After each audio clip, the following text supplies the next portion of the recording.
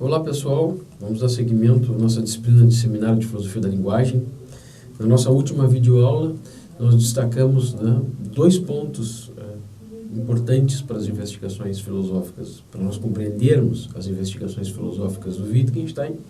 O primeiro deles, discutimos sobre a expressão jogos de linguagem, e mais ao final da aula, então, iniciamos uma discussão sobre a percepção de Wittgenstein nas investigações de que a linguagem é uma atividade guiada por regras. E aí surgiu, então, a nossa discussão, nesse momento, sobre seguir uma regra, ou discutir a perspectiva das regras do ponto de vista do Wittgenstein das investigações. Nós vimos que as regras atuariam como uma espécie de guias aos nossos comportamentos e ao significado das palavras que nós utilizamos nos diferentes jogos de linguagem. E vimos também que uma característica, que também não é uma característica apenas desse ponto, mas pode ser considerada uma característica do segundo Wittgenstein, de modo geral, é a ideia de que não há definições muito certeiras para determinadas expressões que nós encontramos na fortuna crítica destacada pelo autor, também nas discussões destacadas pelo autor nas investigações. O modo de escrita das investigações é trabalhar por meio de exemplos e mostrando, inclusive, que certas definições ou definições muito apertadas de um determinado assunto acabam gerando confusões e acabam gerando problemas filosóficos. Então, isso pode ser aplicado também para a palavra regra. Nós não vamos encontrar uma definição para essa palavra. Nós encontramos a observação de Wittgenstein que regra, como outras palavras que nós utilizamos, nós devemos compreender o seu significado por semelhanças de família. Mais ou menos como se empregam as regras de modo diferente em diferentes contextos, nos levam a tentar compreender o que significa uma regra, como é que a gente pode entender isso no horizonte das proposições do Wittgenstein nas investigações filosóficas. Nós vimos algumas características que são apontadas por Hans-Johann Glock no dicionário Wittgenstein, no verbete destinado a seguir regras, tá? E nesse verbete o Glock nos diz que as regras devem ser compreendidas como padrões de correção. Elas não descrevem como as pessoas falam, mas o que é falar com sentido ou corretamente. Nós também vimos que a regra é diferente de uma expressão da regra. É lógico, o Glock faz essa observação. A expressão da regra, ou seja, a sua formulação, é uma das coisas que nós podemos observar, olhar, para tentar conhecer melhor a regra. Agora, sempre deixando claro que a função normativa de uma regra não deve ser confundida com a forma linguística que nós empregamos, utilizamos para apresentar essa função num determinado jogo de linguagem. Terceira observação que nós fizemos na semana passada é que as regras são diferentes de comandos e ordens. As regras são gerais. Elas governam uma multiplicidade ilimitada de ocorrências.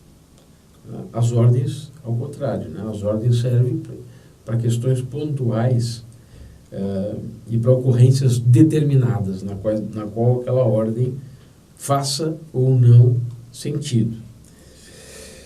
Quarta característica é que seguir uma regra é uma expressão verbal, de acordo com Glock, que indica uma realização, ela é indicativa de uma realização.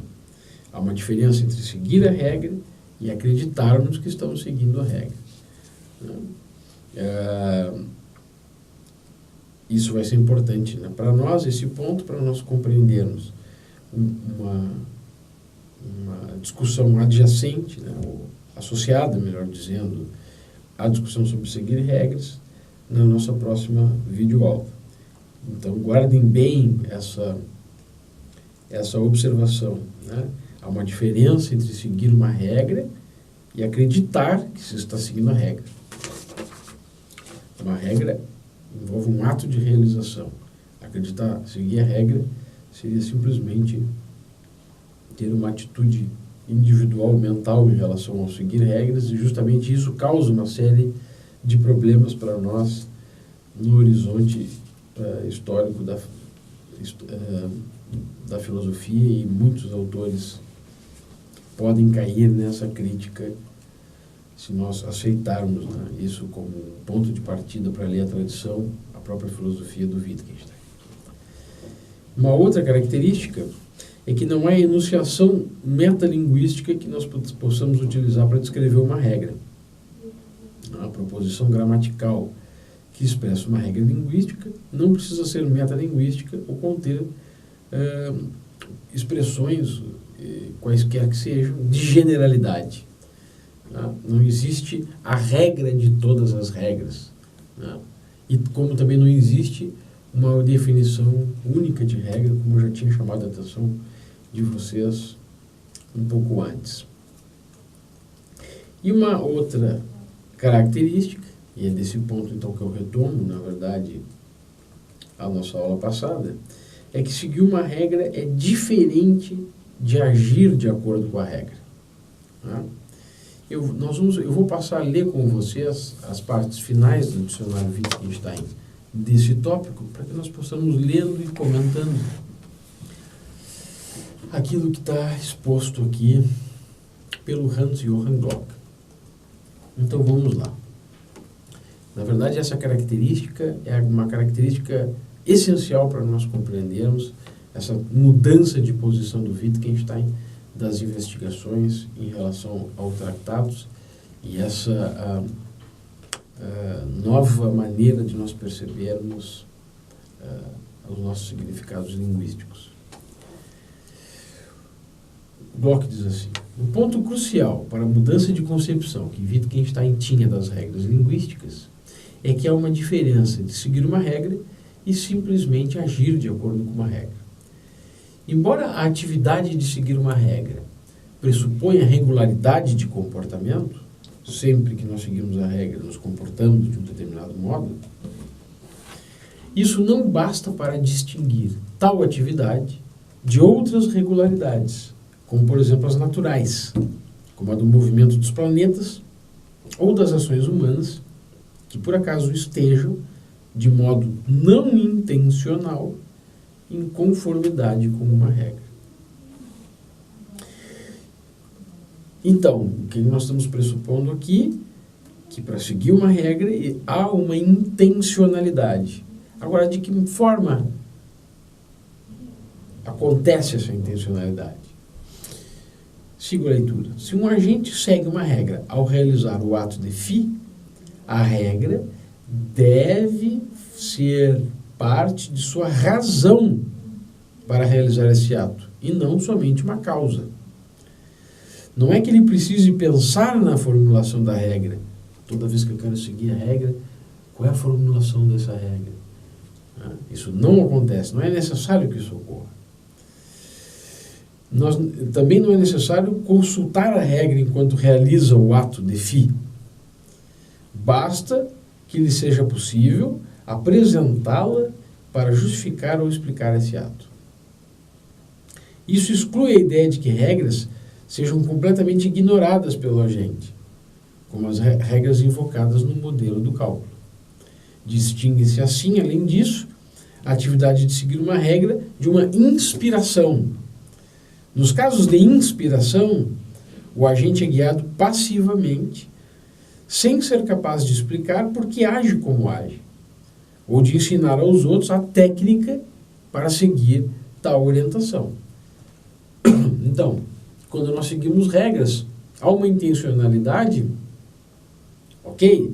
Essa intencionalidade é virtual, porque nós não precisamos nos lembrar sempre da formulação da regra para depois agirmos de acordo com a regra. Nós agimos de acordo com a regra. Nós seguimos, melhor dizendo, a regra. Nós seguimos a regra.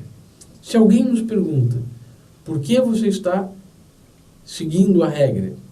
Então eu digo, olhe o que eu faço. Inclusive, isso pode servir, de alguma maneira, para que nós ensinemos as pessoas, né, as regras que nós estamos utilizando agora. Se nós sabemos que no jogo de xadrez o cavalo se movimenta na forma de um L, e se alguém nos perguntar que regra você está aplicando nesse jogo de xadrez para o cavalo, então eu vou mostrar. O cavalo se movimenta assim. Quer dizer, eu vou utilizar o próprio movimento para justificar, né, para mostrar a regra a qual eu estou seguindo. Tá? No momento do jogo, no entanto, eu tive intenção de movimentar o meu cavalo dessa maneira que eu acabei de mostrar ao meu interlocutor. No entanto, né, essa intencionalidade é virtual. Eu não tive que formular a regra para movimentar o cavalo desse modo. Eu simplesmente o movimentei desse modo e mostrei como eu fiz ao meu interlocutor. Nós temos que enfrentar, de acordo com o Bloch, dois problemas que, segundo ele, estão interligados. Então vamos lá. Um diz respeito à nossa compreensão de regras e o outro ao caráter normativo das regras. Nas investigações filosóficas do parágrafo 143 ao 184, Wittgenstein ataca a ideia de que a compreensão é um estado ou processo mental. Preste bem atenção nisso, né? São coisas fortemente combatidas pelo Wittgenstein, né? A partir do seu período intermediário, passando pelas investigações e dos escritos que foram publicados pós-mortem, mas datam depois do período em que ele escreveu as observações que estão contidas nas investigações, o Wittgenstein vai atacar muito esse papel do mental na filosofia. Então, do 143 ao 184, o Wittgenstein ataca a ideia de que a compreensão é um estado do processo mental do qual decorre a aplicação que fazemos das palavras. Aceitar isso, né, vocês já devem estar se dando conta, seria aceitarmos a visão agostiniana de linguagem. Nos parágrafos 185 ao 242, ele se volta para a questão de como uma regra determina o que pode ser considerado como uma aplicação correta ou uma aplicação incorreta da regra. Fazemos uma distinção entre regras que de fato determinam uma resposta a cada passo.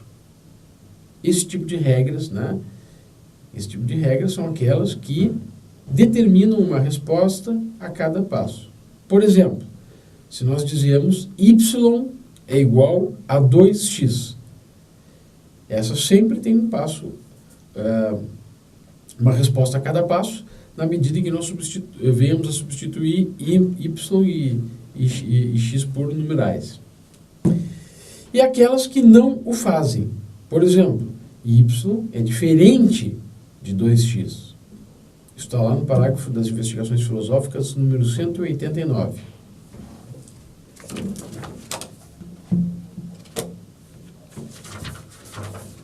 No 189, diz o seguinte, Wittgenstein: mas então as passagens não são determinadas pela fórmula algébrica? Há um erro na pergunta. Empregamos as expressões, as passagens são, pontinhos, determinadas por uma fórmula. Como ela é empregada? Talvez possamos falar do fato de as pessoas serem levadas, através de educação, de treinamento, a empregar a fórmula y igual a x ao quadrado, de tal maneira que todos, quando substituem o mesmo número por x, calculam o mesmo número por y. Ou podemos dizer, essas pessoas são treinadas de tal maneira que todas, a ordem mais 3, fazem a mesma passagem no mesmo nível. Poderíamos expressá-lo assim: a ordem mais 3 determina plenamente para essas pessoas cada passagem de um número para o número seguinte. Em contraposição a outras pessoas que, dada a ordem, não sabem o que têm de fazer ou reagem com plena segurança, mas cada qual à sua maneira. Por outro lado, podemos opor umas às outras as diferentes espécies de fórmulas e as diferentes espécies de aplicação pertinentes. Denominamos então fórmulas de uma determinada espécie e o do modo de aplicação correspondente as fórmulas que determinam um número y para um x dado. E as fórmulas de espécies diferentes, aquelas que não determinam um número y para um x dado. E segue o mesmo pouco. Muito bem. Mesmo no primeiro caso, no caso das regras que determinam uma resposta a cada passo, defrontamos-nos, né, com um problema. Qual é esse problema? Aí vem um exemplo clássico, né, que sempre é mencionado quando nós vamos pensar esses dois problemas aqui que nós estamos tratando, a compreensão de regras e o caráter normativo das regras. Diz assim o Glock no dicionário: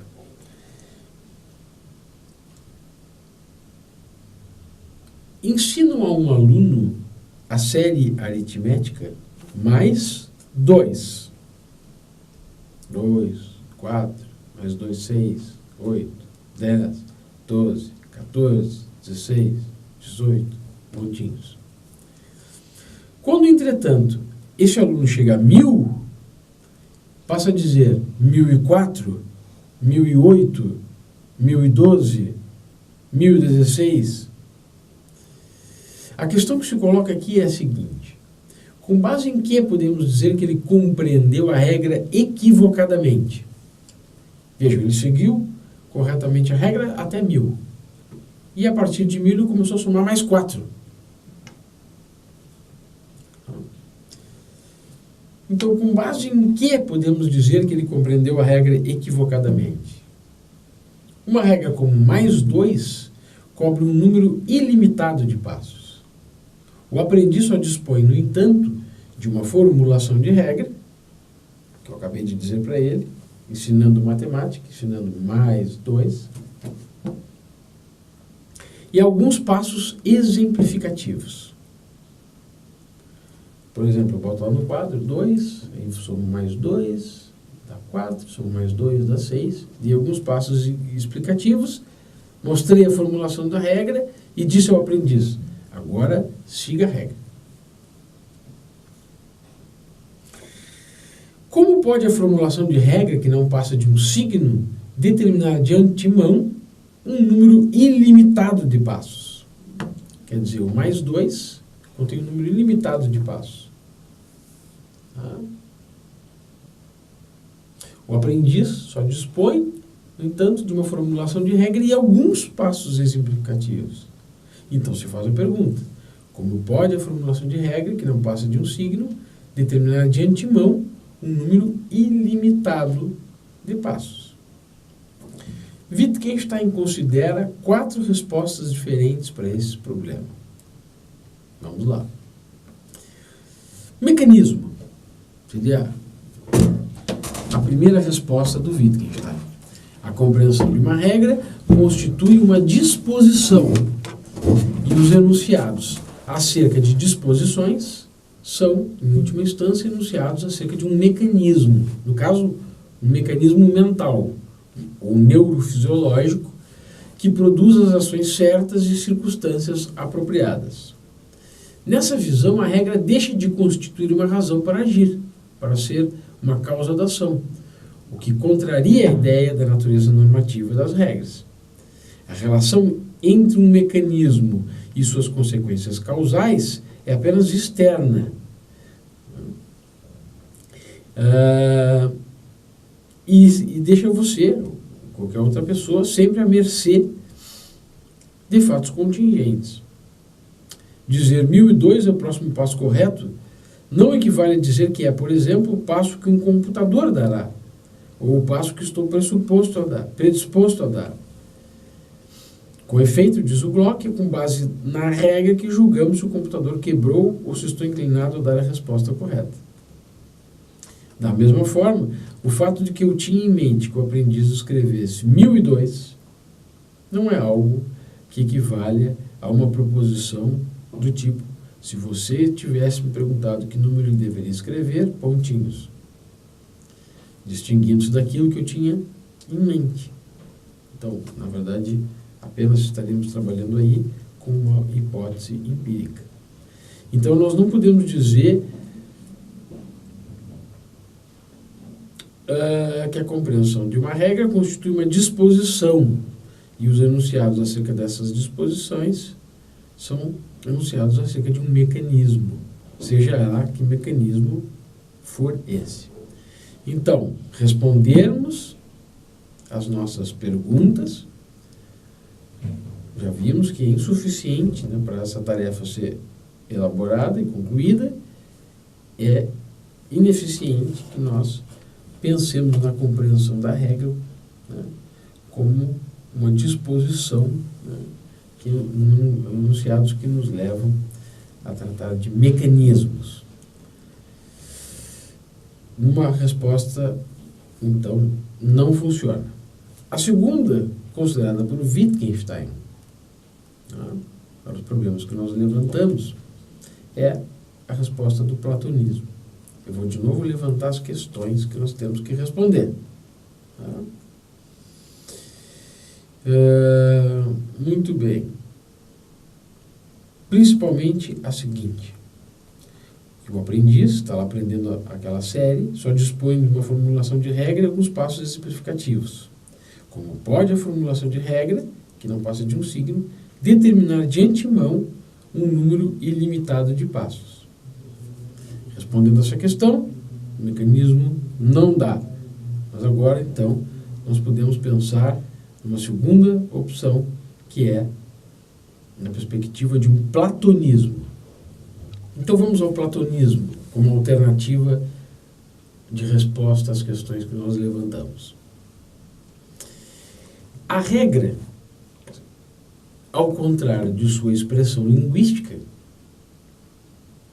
é uma entidade abstrata que, de alguma forma, já contém a série de todos os números pares. Então, bem no sentido platônico. Né? Bem no sentido platônico. A regra assumiria uma concepção platônica e seria considerada uma entidade abstrata. Né? E aí, quando nós estivéssemos somando, embora nós não conhecêssemos toda a série estava contida nessa regra abstrata, que é o somar mais 2. Então, vocês de cara encontram aqui uma característica que lembra vocês coisas que vocês já estudaram. Isso substitui o problema, diz o Bloch, por um mistério, pois não fica claro como a mente apreende tais entidades. São estritamente platônicos, né? Essas entidades nós chamaríamos de ideias. Para dar conta da natureza normativa das regras, o platonismo invoca uma conexão extraordinariamente forte, que não é apenas causal. A regra seria uma espécie de máquina lógica, ou mecanismo etéreo, inquebrável, que gera de forma prolífica uma totalidade infinita de aplicações, independentemente de nós. Seriam, como diz Bloch, uma espécie de trilhos sobre os quais somos inexoravelmente conduzidos. Isso configura, contudo, um ilegítimo entrecruzamento de imagens diferentes. Tanto no mecanismo quanto no platonismo, mistura-se ser factualmente determinado com ser determinado por uma estipulação externa. Ao alegar que 1002 é o próximo passo correto, não estamos prevendo que pessoas ou máquinas virão obter esse resultado, mas simplesmente estipulando que não terão seguido a regra se não o fizerem. Isso então vocês vão encontrar nas investigações filosóficas, né, essa discussão do 191, parágrafo 191 ao 197, e também encontrarão no parágrafo 218. Então já descartamos dois tipos de solução.